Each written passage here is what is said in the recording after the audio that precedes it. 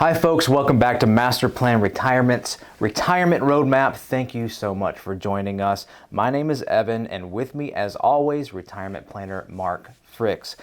Last episode we discussed how to know whether or not you are ready to retire, and we ran through both financial and non-financial circumstances to consider. Today we'll be taking a step further with a walkthrough of a retirement checklist of items to help you on your personal retirement prep journey. This isn't by any means a comprehensive list. Everyone's situation is going to be different. Some may apply to you and some may not. This is more of a starting point as you prepare and evaluate your own situation in retirement. Mark, how are we today? Great. Having a great week. We love what we do. So we don't go to work. we come here. So that's the great part. So, and I love this part of our week when we get to record and spread the word, so to speak, and educate and things like that. And I love today's subject. I love checklist. I really do. I just think it just helps you narrow down your thinking. And as Evan said, it's yours may be a little bit different, and so it's not like a template, but or etched in stone might be a better way to put it. You may have some that don't apply. You may have some that do apply that aren't on there. So just getting a checklist off of our website and going through it, I would say, is a little dicey. And so that's why we want to talk about that a little bit today. Right, and we do have those checklists available, pre-retirement checklists. Just for you, reach out to us. We can send it to you. It's a little bit, there's a lot more on there. It's a little bit more comprehensive than what we'll discuss today due to time. But nevertheless, I think these are important topics, so we'll try to get through the end under the buzzer and see if we can do that. So I want to start out with Financial Planning 101. Create a plan. That's where we begin. And the very first thing that we do, Mark, is we define goals. Long, short, medium. Yep. I have 3 or 4 meetings a week of new folks that come in. And the first form they fill out is, what are your goals over the next 6 months to 2 years, 2 years to 5 years, and so forth and so on. Also, what are your concerns over the next 6 months to 2 years and 2 years to 5 years and so forth and so on. And so we want to get the goals out there and it's so funny. Some people will put health, or whatever. Some people really get detailed. And if they don't get detailed enough, I'll ask them and we'll dig into it, because if I don't know where we're headed, I don't know how to get there. Yeah. And so you got to know where you're going. So that's kind of the beginning of what we call the discovery process and it's really things, Evan, as you know, that most people have never talked about. If it's a married couple, they'll look at each other and kind of go, oh, I didn't know you wanted that or whatever. So it's a good discussion. And it's a good time to also express fears that maybe they haven't expressed to each other as well. So. After you discuss the goals and get on the same page there, the next step is basically gather data. And there's several things that fall under this umbrella: organization of assets, income, dependence, what you expect to see in retirement, all of the above, correct? Yeah, lots of pieces. I mean, we get copies of stuff. We get, whether it be a pension statement, it could be a 401k statement, wills. I had somebody send me a will the other day, and then they were like, "We just got this done," and and they've got a pretty good asset base. And so I was looking at it yesterday before our meeting. It's 3 pages long. I've never seen a 3-page will before, and one of those pages was a signature page, and the second page was only half a page. And I'm like, this says nothing. If I die, you get this. If we die, they get that. Yeah. No tax language, no exemption language. I mean, so many things missing. And so I mentioned that to her, kind of tongue-in-cheek. I want to hurt her feelings. And she said, I know, our daughter was in law school. She had a template. We did it. We need more. And I said, yeah, we do. So, but yeah, gathering all the copies of things, even a couple of years of tax returns, and what picture that plays. So we have an entire checklist that we give the folks, again, another checklist, right, of things we need. If it doesn't apply to you, we don't check it. And that helps us begin getting all the information we need so that we know where we're at. So we have our goals, and now we want to figure out where we're at so we can figure out how to get there. Right. And as we continue to organize, the next thing we want to look at is evaluate our debt. Yeah, sometimes that's easy. We have no debt. Right. We have a mortgage or whatever. Other times it requires a debt pay down situation, because you don't really want to go into retirement with all credit card debt and high interest type debt. It just saps your cash flow. So we kind of create a plan. Okay, 2 years from retirement, let's see what we got to do to chew that down. And sometimes a little bit of sacrifice, or maybe saving a little bit less money, sometimes not. It's always different. So the next thing we really start looking at is the income strategy and needs. So before we even want to start moving assets, we typically want to look at income as well, and tax strategy as well, because those things work together. Income strategy, asset allocation, that brings us, this is a little difficult to talk about one or the other, because they do work together. It's almost all part of the big scheme of diversification. So we talk a lot about diversification. Companies talk about it, TV shows talk about it. While you're working, diversification means having some in small cap, some in large cap, some international, whatever. In retirement, it's much broader. Yeah, you want some of that, but now you're going to need, you've lost something in retirement. What have you lost? A paycheck. Okay, and so we need a couple of things to create paychecks. We need maybe something, a lot of people have not saved very much tax-free, so maybe start developing some tax-free. So that's another form of diversification, tax diversification. Some other accounts that will fit other needs. Maybe it's a long-term care need, but we also have some short-term needs or wants or goals or desires, midterm. And so we take these one or two big buckets of money, which are typically 401ks or thrift savings plans or whatever, and we start splitting them up into these individual high efficiency buckets. And so diversification looks entirely different for retirement than when you're working. Yeah. And so just a more pragmatic approach to when you're evaluating your own income need, look at your spending needs first, your core, which is your must-haves, and then your surplus, which is the nice-to-haves on top of that.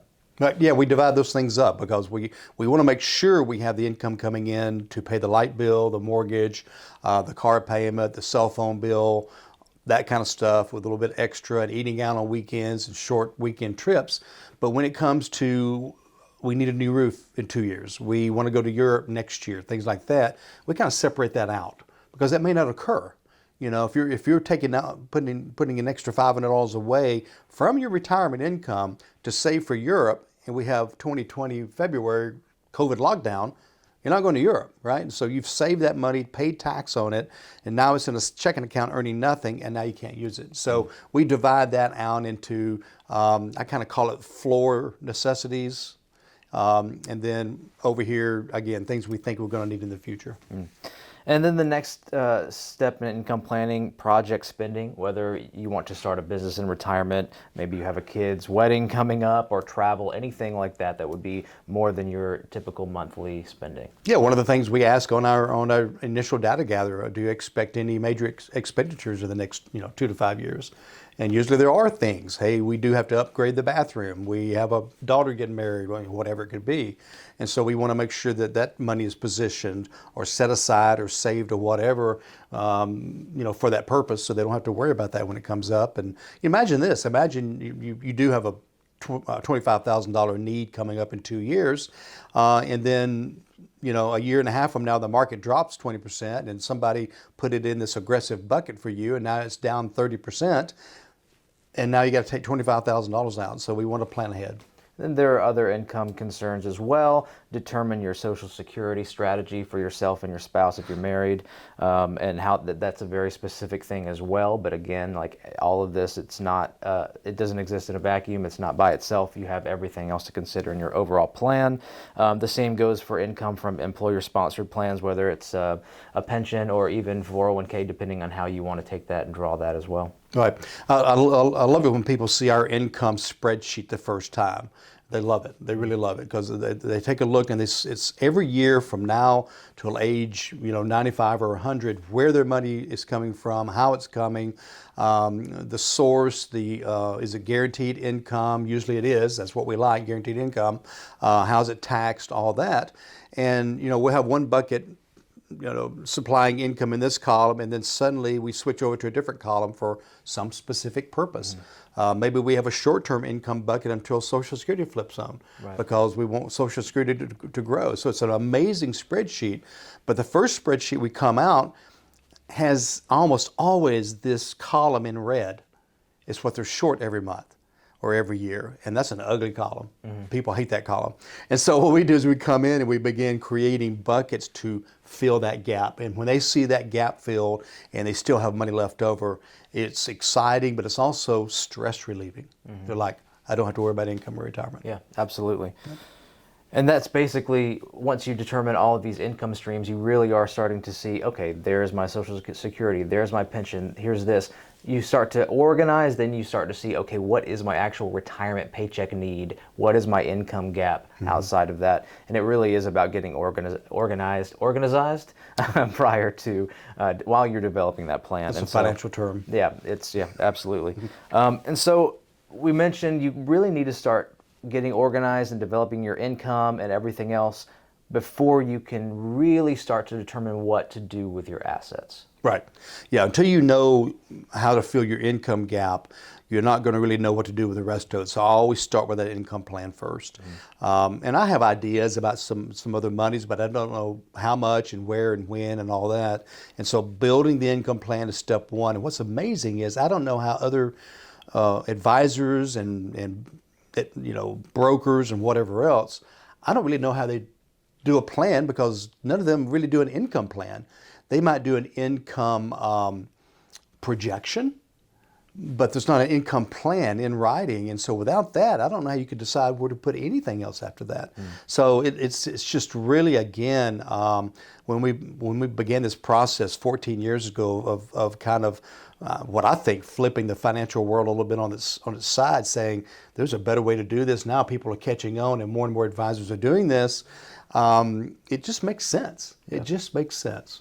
Yeah, well, great opportunity to tell you guys, check out our website, masterplanretire.com. You can find retirement resources, including the checklist that we're pulling from today. Feel free to use that as a resource, educational resource for you. All of our episodes are available there via podcast, YouTube, etc. But perhaps the most important part about that website is the Schedule Now button. Schedule your complimentary consultation with Mark. Go directly to his calendar, find a time that works best for you. You could also call us at the office, 770-980-9262. Now that we're moving into the portfolio review, the asset review, before we do anything, would you say it's most important to have a savings and contingency fund before you can really start thinking about where you want to move your money? Well, we always like to have a cash backup. And when I say a cash backup or emergency fund, it's different in retirement. And when you're working, if you lose your job, they say you have 6 months of income in your savings. Well, in retirement, you don't have a job to lose.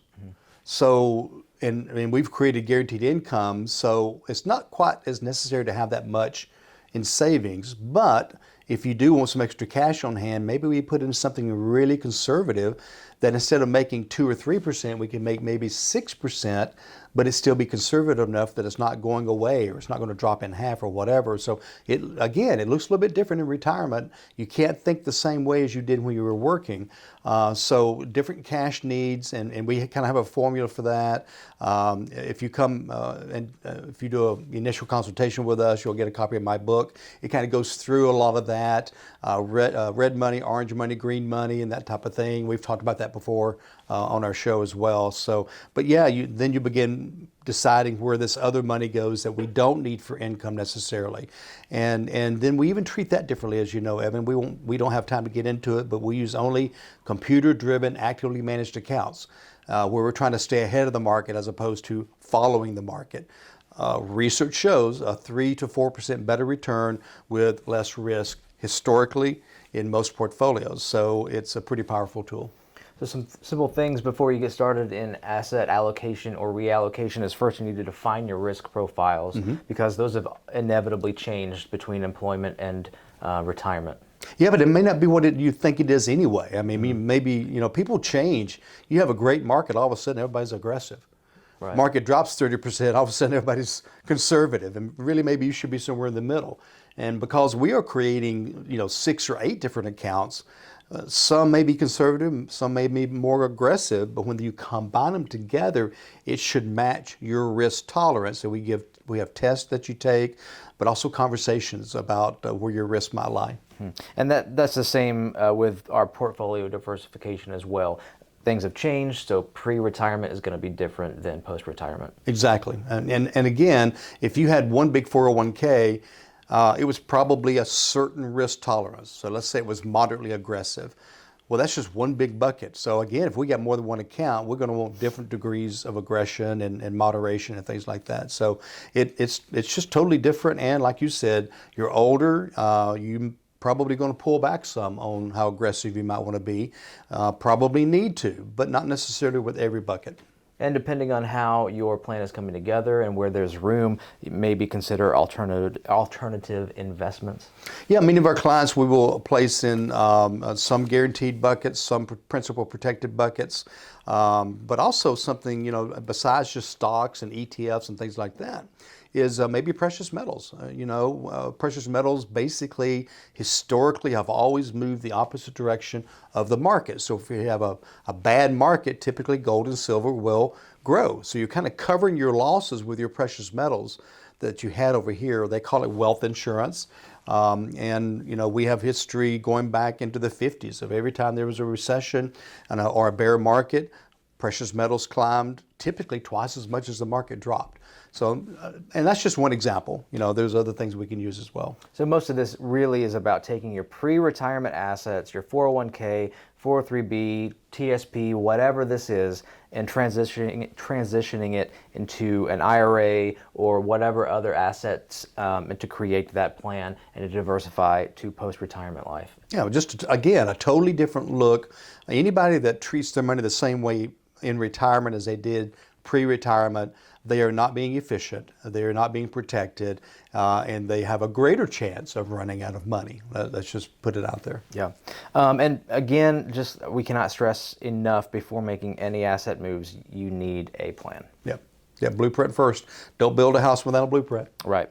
So the next section we want to discuss is legacy goals, estate planning. Now, we do want to be very clear, we are not estate planning attorneys. In fact, you really need to consult an estate planning attorney, especially for discussing any documents to be created and everything else. But one thing that is really beneficial when you have a fiduciary financial advisor who is helping allocate and create a plan, if your advisor can have a relationship with your attorney and that they can cooperate in creating that with you, and they really understand the needs and help relay that to the attorneys. We do that with our own attorneys, our associates. So, but before anything goes on, we do not create any sort of estate planning documents, but we do work alongside attorneys in creating the plan. Yeah, we have 2 or 3 attorneys that are part of our team that we can recommend you to.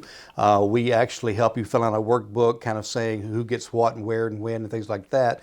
In other words, gathering information for the attorney, and also sharing other information with the attorney that's more complex, of things we've already learned about you, and so that we get the best legacy plan for you as well. So it's just, as opposed to walking into an attorney's office and saying, I need a will. They'll write you a will, but what's the planning around the will? And then there's that other step, Evan, as you know. If you do a will or a trust, you probably have to go back. You may have to change some beneficiaries with some of your older accounts. You may have to change some titling, things like that. We give guidance and help do that as well. Many times that drops through the cracks. And so all of a sudden things don't match. The will's different than the trust, or the trust is different than the titling. And there's also some shortcuts we can take, such as TOD accounts, where it doesn't go through probate. And so our big job is to reduce the cost or reduce probate totally, trying to keep attorneys as much out of the process as possible, because that's where the cost comes in, and also making it as easy as possible for the family and already having a plan set out. And, many times, Evan, as you know, if we lose a client through passing away, the second phone call the kids make is usually to us, because they know we've got everything in one place. We got a plan, and we actually have a plan for if one of them passes away. That's a contingency plan, because eventually it's going to happen. What happens next? Hey, here's the plan. Right. And so just a few quick things to consider in checklist form. 1, define those beneficiaries. Number 2, your spending versus your legacy. So there's a spending versus legacy gap analysis. Basically what that is how much are you going to need in retirement? How much do you want to have left over for your family after that? And then philanthropic gifting goals. Are there places that you want to give to, or while you're living, or when you pass as a legacy? So again, consult an estate planning attorney for all of those documents and really carrying those out. But being organized and being prepared to meet with that attorney is something that we do with our clients to make sure that. And just a quick note too, if you're in a higher asset level, and I'd say 2 or 3 million or more, there are also certain types of dynasty trust or CRUT trust and things like that, where you can actually avoid taxes on some of your money while you're alive and/or after passing. If you have an estate tax or death tax problem, which that is heading toward us like a train. Another couple of years, and that exemption is going to drop drastically. So more and more people will have an estate tax problem. So that, again, special trust can help take care of that, along with some other tools as well. Yeah. And then you want to have an insurance review. Now, this covers a lot of different stuff, from long-term care protection. Now, what we often say is to develop a long-term care strategy. We don't necessarily say long-term care insurance. It's not necessarily suited for you. It just depends on your situation. That's the same with healthcare planning, whether or not you're going to be self-insured, Medicaid, other options, Medicare. There's plenty of considerations, and again, that's very you specific. Yeah, we have Medicare experts as part of our team that work with you as to, when do you sign up for Part A and Part B? Do you have to sign up for Part B? What about your supplement, the Advantage program, all that? They'll explain how it works, find out what your ailments are and what medicines you take, get the right program. Long-term care, again, a strategy, not necessarily a policy. Many times we can avoid a policy by incorporating other tools. Again, healthcare, people don't realize how much money you're going to spend just in healthcare. They estimate $250,000 for a couple over retirement, because you got Part B premiums, you have supplement premiums, you have deductibles, co-pays, all these things come together. And so again, we want to kind of create a long-term care plan for that, not long-term care needs, but a long-term health care plan to help cover those needs. Sure. And who knows, maybe you're carrying in some insurance from your previous employer into retirement, and you have to determine, how much do I take from Medicare? Where do I balance that out with what I'm receiving from my employer? Very common with federal workers. Yeah, of course. And then real quick, while we just have a couple minutes left, as far as your life insurance strategy, what dependents are you leaving behind? Or are you going to be using life insurance for a little bit more of a legacy planning, wealth building sort of thing for your, there's a lot of considerations on how to use that even while you're living. With life insurance products, if you're looking at tax-free income, and there are plenty of ways to approach it. And many of the policies that we use have multiple uses. Exactly. We call it kind of a three-legged stool. It can cover long-term care without paying for the rider unless you use it. It can cover a death benefit. Do you need death benefit? That's question one. But it can also build up some cash-free income for the future as well. So we call it kind of a three-legged stool. So that a lot of our clients like to take advantage of, but it may not be for you. Maybe it's part of the planning process. Yep. And folks, this we're kind of winding down here time-wise. Again, this was not by any means comprehensive, but we tried to give through a large net out. If you have any more questions or would like to speak to an advisor concerning your own retirement, remember we offer complimentary consultations just for you. Go to our website, MasterPlanRetire.com. Click the Schedule Now button. It takes you directly to Mark's calendar. There you can find a time that works best for you. And also, I wanted to mention the checklist we've been referring to. There's actually about 6 of them. And so I think we're revising that a little bit, so it may not be on the website today, but you go into resources. We've got it for post-divorce. We've got it for people that are in their 30s and 40s, people that maybe have lost a loved one. There's different checklists for different needs. And this one here, I think Evan has, is just pre-retirement. What do you need to be doing the last 2 to 8 years before retirement type of thing. So it's our more popular one. Federal workers. We have a federal worker checklist. And again, we don't want that it's not your advisor, okay? That's not your fiduciary advisor. That's just a checklist to get you started. It kind of gives us a little bit of guidance too, but don't just depend on that for sure. But in the meantime, hope to see you again in the next week or two. Hope you join us for our next broadcast. And between now and then, plan well and prosper. Take care, everybody.